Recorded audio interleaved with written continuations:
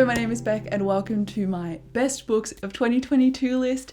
I have put together about 10 or so books. Some of them are in the same series, so I've just included them collectively, but then I've also got 2 honorable mentions before I get into my list, so kind of cheating because it's not a top 10, but I love these books, so they're going on the list. So without further ado, the first book is The Ruin of Kings by Jen Lyons. I read the first book and then The Name of All Things, which is the sequel, in 2022, and I loved both. I liked the first one a lot more than the sequel, but I gave this 4.5 stars, the sequel 4 stars, and I got the third book, so I'm going to read it this year as well. So keeping up to date. This is a book that is incredibly complicated, but in the best way. So if you're going to read it, just know that it's got a lot of world building and lore involved, but it is worth reading because all of that made it so well fleshed out.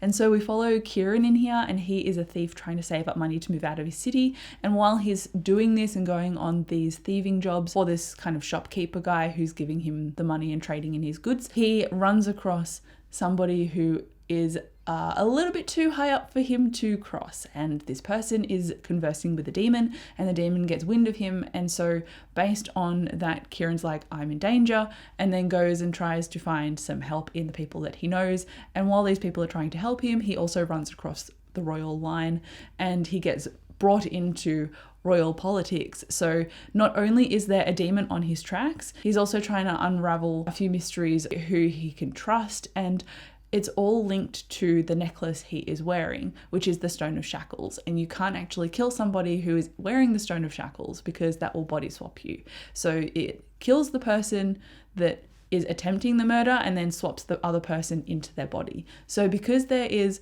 magic and body swapping and demons in here, there is a whole history that goes along with this book that people might not actually be the right people. Like, you might think of them as one name, but it's actually somebody else because they've been body swapped. So it does require a little bit of mental gymnastics, and every now and then I had to kind of pause, go back and reread a paragraph and go, oh, okay, that part now makes sense. Like, it's now cemented in my head.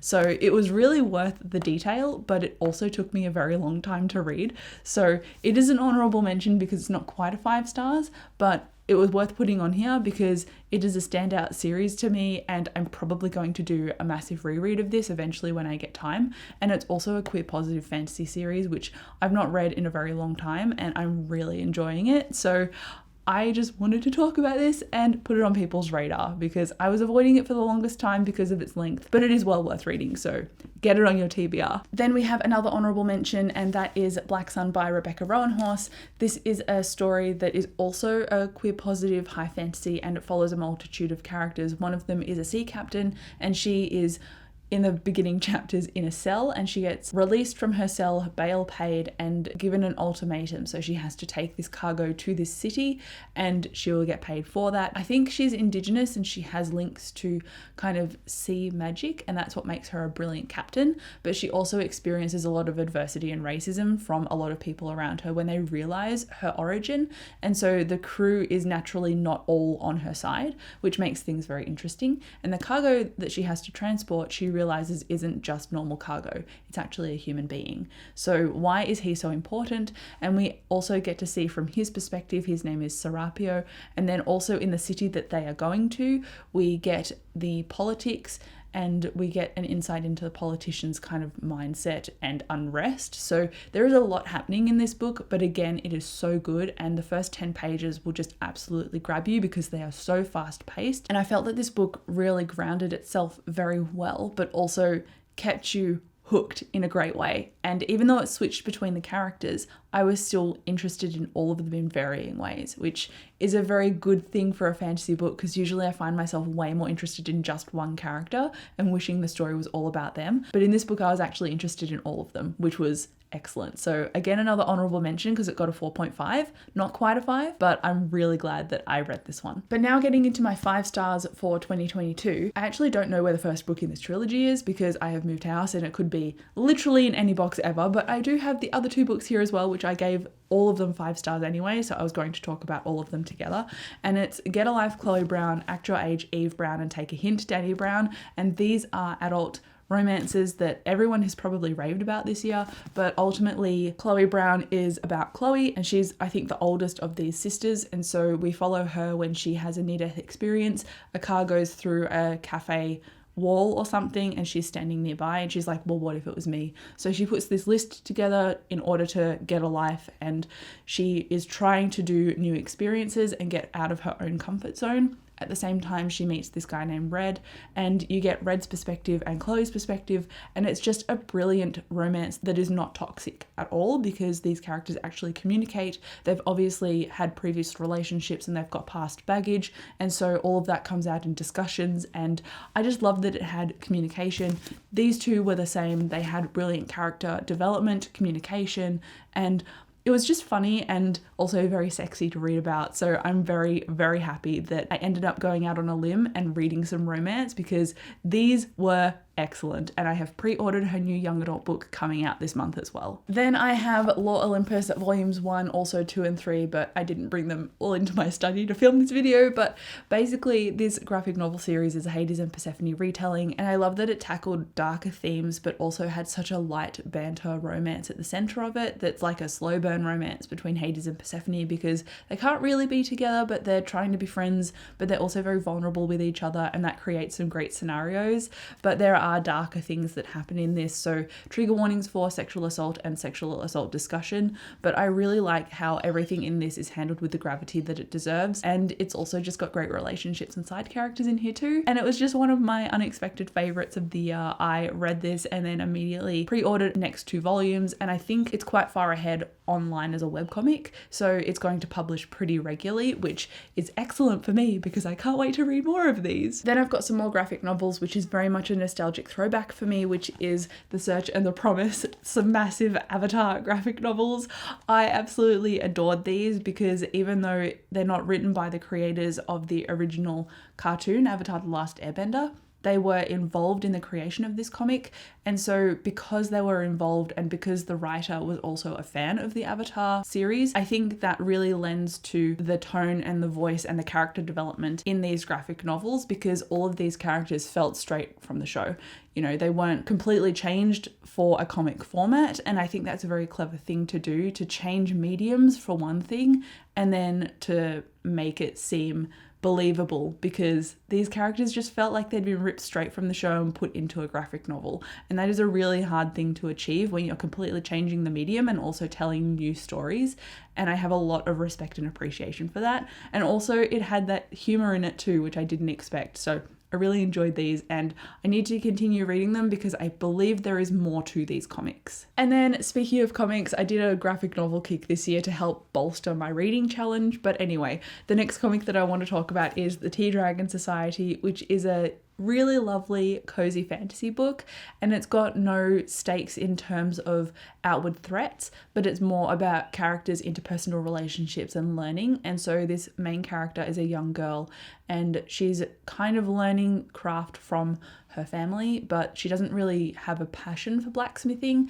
And so when she's out in the market one day, she runs across this dragon and it's being attacked by these other creatures in an alley, and she saves it, takes it back to its owner, and the owner's like, well, do you want to learn the art of tea dragon brewing, which is basically where you foster the tea dragon and harvest the leaves that it grows in order to make amazing tea. And so because it's got these cute little dragons and it's got like an almost witchy perspective in terms of fostering and kind of creating potions and stuff and tea from their leaves, it was just such a beautiful and cozy oriented learning and growing experience, and it's so beautiful and I loved it, and it's so short, so I'm definitely going to be rereading this. It was just so beautiful and so unexpected, and I did love the sequel to this, but not quite as much as this. And I also read Aquicorn Cove by the same author, but so far this is a standout by the author.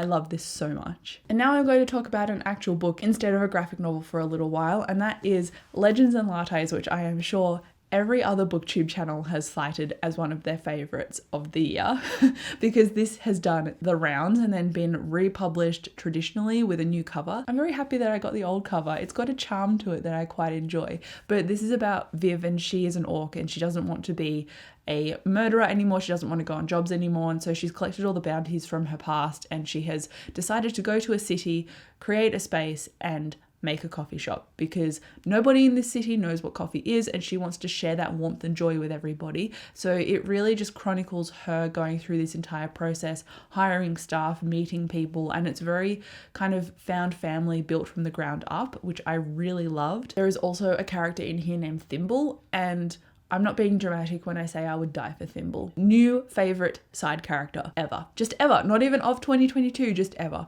It is so cozy, it is so cute, but also it will make you hungry for baked goods. So make sure you have appropriate snacks on hand when you read this. Then I have an audiobook that I have bought physically, but hasn't quite arrived yet in time to film this video. So I want to talk about probably my favorite book of the entirety of 2022, which is Silver Under Nightfall by Rin Chupeco. And this is the same author that wrote the Bone Witch saga, but I didn't love that series. I read the first book and found it okay and didn't continue. So when I picked this one up, I had really low expectations in terms of I'm going to love it and it's going to be 5 stars. I thought it would just be enjoyable, but oh my goodness, this just came out of left field and I absolutely adored it. So this is roughly about Remy, and he is the son of the guy that basically runs everything in this city.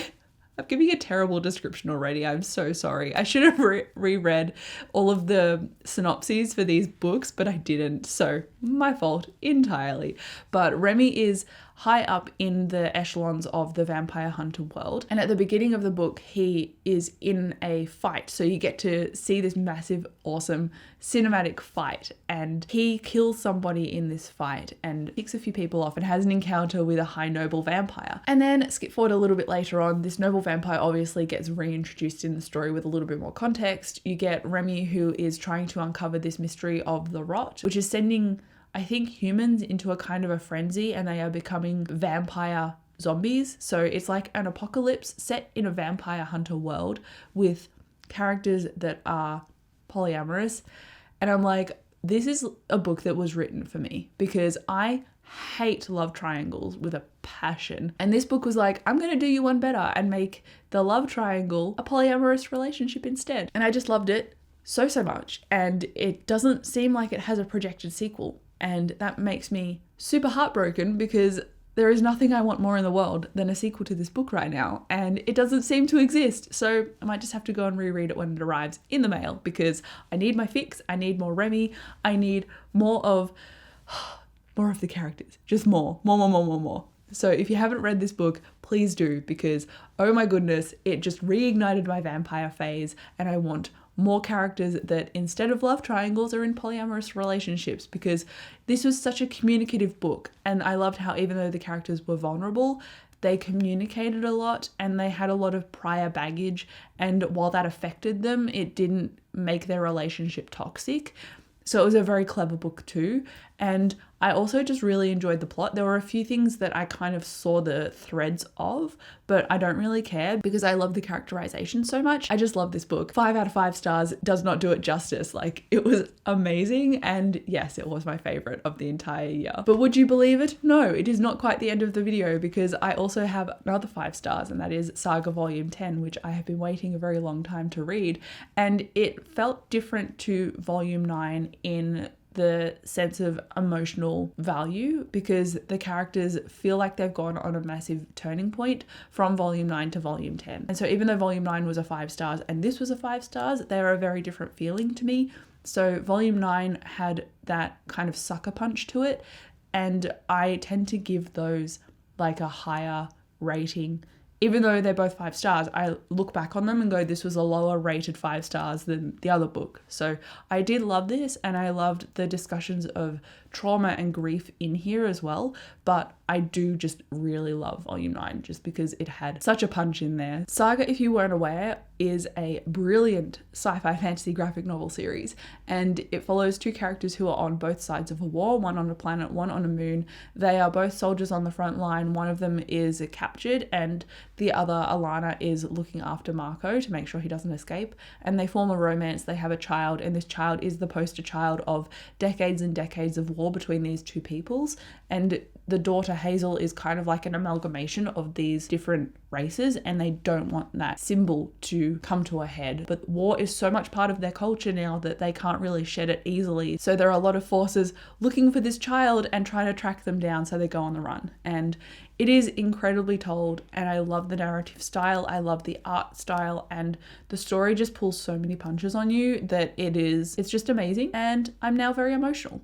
But this was also 5 stars, and I'm glad that the volume that just came out, which is this one, is also still maintaining that high rating. I don't know why, but I'm getting a runny nose, so I need to stop filming this video, but I only have one more book left. And that is, of course, Mistborn Book 7, The Lost Metal by Brandon Sanderson, which I did a spoiler vlog for all of my thoughts. I obviously love this. It was incredibly fast paced from the beginning. The dialogue just snapped me up. It took a little bit to situate myself back in the story, but that's only because I didn't do a massive reread before starting the series again. I love this. I'm also really happy that during the year of 2022, I read a bunch of new to me authors and I found a whole bunch of new favorites. So very happy with that. I also reread a whole bunch of stuff, so I gave those 5 stars as well, but I didn't include them. So that is it for my favorite books of 2022. Let me know what book you loved, if any of them are the same. I would love to know. But thank you so much for watching this video. I'll come chat to you down below in the comments, and I'll see you in my next one. Bye.